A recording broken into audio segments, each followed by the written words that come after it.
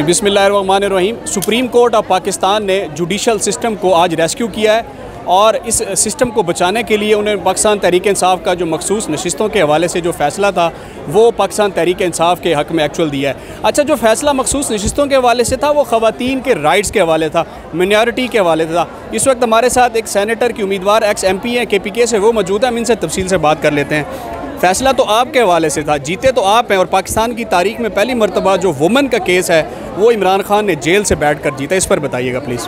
देखिए, सबसे पहले तो ये एक बहुत बड़ा जो था ना 52% हमारी आबादी है, और ये बहुत बड़ी ज़्यादती थी कि 52% आबादी की रिप्रेजेंटेशन जो है वो अगर असेंबलियों में ना हो।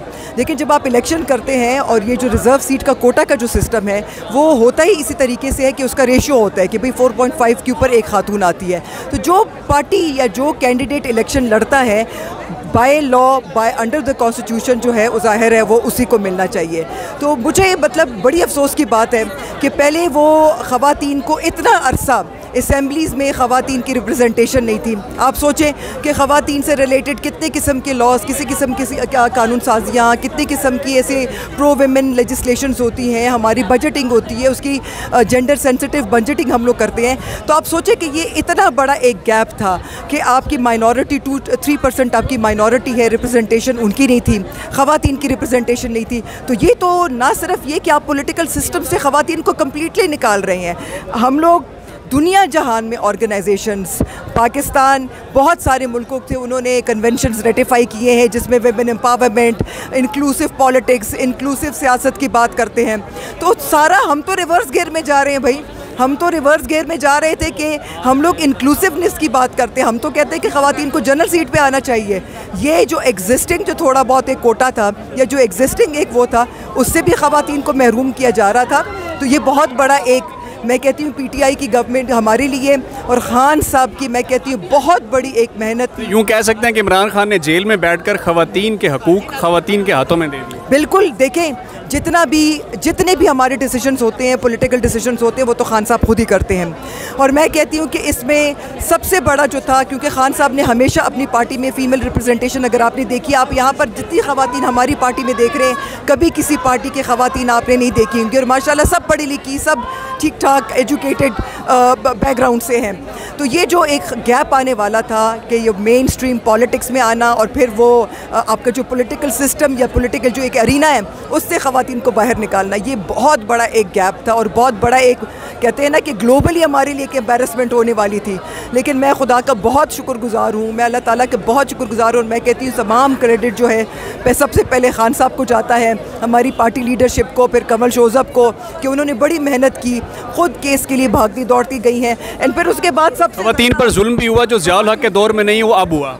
देखें, जो मेरे खुद KP से मेरा ताल्लुक़ है और मैं एक्स MPA रह चुकी हूँ, और आप यकीन करें कि KP में कभी ज़िंदगी में पूरी हिस्ट्री में कभी ये कल्चर नहीं था कि ख़वातीन कोई कमरों तक पुलिस आए। मैं वाहिद फ़ीमेल थी जिसके बेडरूम तक पहुँचे हैं। वो अलग बात है कि मैं पीछे से 4 घर टाप के भागी थी, लेकिन बात ये दीवारें फलांग लेती हैं। बिल्कुल, चला दीवारें फलांग के, क्योंकि हमें सिस्टम पे यकीन, हमें पता था कि ये कोई जस्टिस तो हमारे साथ होगा नहीं। तो जिस तरीके से ख़वातीन को टॉर्चर करके, देखें सिर्फ़ और सिर्फ मैं कहती हूँ, मैं हमेशा सबको कहती हूँ, मैं कहती हूँ कि ये एक मूवी की सीरीज़ है। ये ख़वातीन के साथ जो स्टार्ट से शुरू हुआ कि ख़वातीनों को जिस तरीके से जेल में ले जाया गया, घसीटा गया, उसके बाद उनके ऊपर रेड्स हुए, फिर उनके ऊपर जो पर्चे कटे, फिर उसके ऊपर जो कोटा हमें पार्टी हमारी वो ख़त्म कर दी कि जी बैट नहीं है। सबसे ज़्यादा इफ़ेक्ट किसके ऊपर पड़ा? सबसे ज़्यादा ख़वातीन पे पड़ा, क्योंकि वो ख़वातीन जो कि इनके हिट लिस्ट पे थी और बिला वजह वो सबसे ज़्यादा टॉर्चर हुई, अपने बच्चों को छोड़ के, घर छोड़ के, कितने 6-6, 7-7, 8-8 महीने वो घरों से गायब। तो ये तो सिंपल सी बात थी कि इन लोगों का एक एजेंडा था कि ख़वातीन को पॉलिटिकल सिस्टम से, पॉलिटिकल जो एक एरिना है इससे आप इनको एक्सक्लूड करें।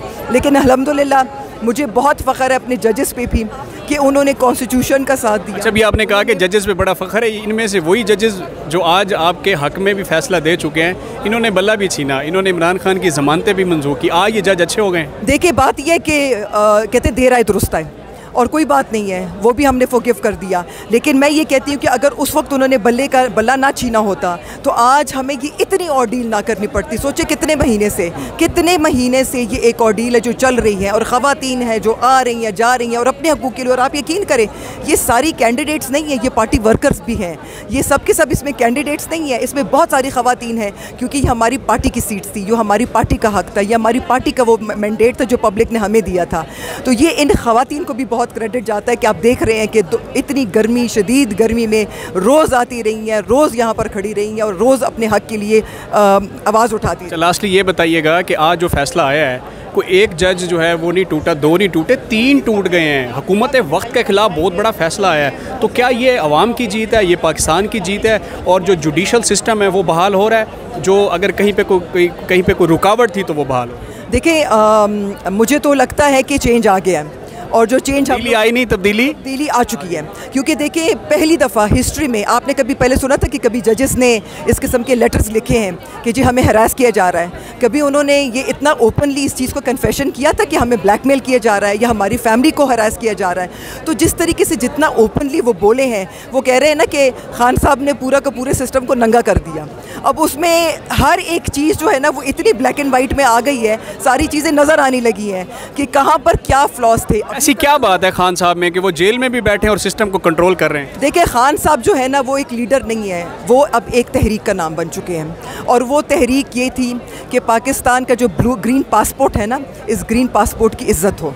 आप यकीन करें, 2 साल पहले, रजीम चेंज से पहले, पासपोर्ट के लोग, हम लोग बाहर जाते थे, ट्रैवल करते थे, लोग हमें इज़्ज़त की, हम कहते थे पाकिस्तान, वो पहला वर्ड कहते थे इमरान खान। और आई एम श्योर आप किसी भी पाकिस्तानी से पूछ लें, क्या ये पाकिस्तान की जो इतने वोटर्स, 80% से ज़्यादा वोट जो है पाकिस्तान की यूथ, 65% से ज़्यादा यूथ है, वो सब PTI सपोर्टर्स हैं। ख़वातीन 100% PTI सपोर्टर्स हैं, यहाँ तक कि हमारी इंस्टीट्यूशंस में जो उनकी फैमिलीज़ हैं वो भी PTI के सपोर्टर्स हैं।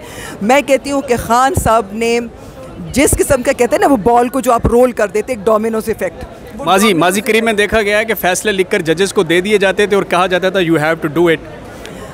देखिए, मैं कहती हूँ कि ये जजेस ने बहुत हिम्मत की है, और बहुत, मैं कहती हूँ उनकी हिम्मत को सलाम है। और जो जजेस बोले हैं, मुझे लगता है कि उनको भी फील हो रहा था कि अब चीज़ें, क्योंकि देखिए अब जो ये लड़ाई है ना, ये लड़ाई बहुत बड़े लेवल पे ये चीज़ एक स्ट्रगल आ गई। इसको लड़ाई नहीं कहना चाहिए, फिर लोग इसको नेगेटिव लेते हैं। ये एक स्ट्रगल है, या आज़ादी की तहरीक बोले तो आज़ादी की तहरीक, हम तो आज़ाद बोल के, कौन सी आज़ादी? इस किस्म की आज़ादी कि आपका रूल ऑफ लॉ हो, आपको कानून के मुताबिक अमीर को ये नहीं कि अमीर है तो उसको सज़ा नहीं मिलनी चाहिए और गरीब को मिल रही है। भाई क्यों? अरबों खरबों चोरी करने वाले लोगों को प्राइम मिनिस्टर बना दिया है, तो साइकिल चोर क्यों जेल में सड़े?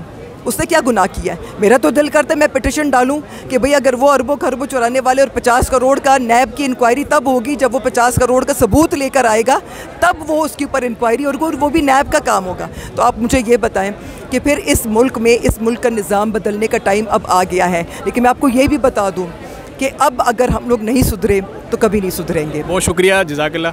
अभी पाकिस्तान को सुधरने का टाइम आ गया है, लेकिन एक बात जो है वो हकीकत पर मबनी है। अगर आपने मुल्क को संवारना है और रूल ऑफ लॉ की हुक्मरानी को यकीनी बनाना है, तो वो जो कैदी नंबर 804 जेल में बैठा हुआ है उसको बाहर लाएं, उसको वज़ीर आज़म बनाएं, उसको आपको एक मरतबा हुकूमत देनी होगी, इस मुल्क का निज़ाम देना होगा।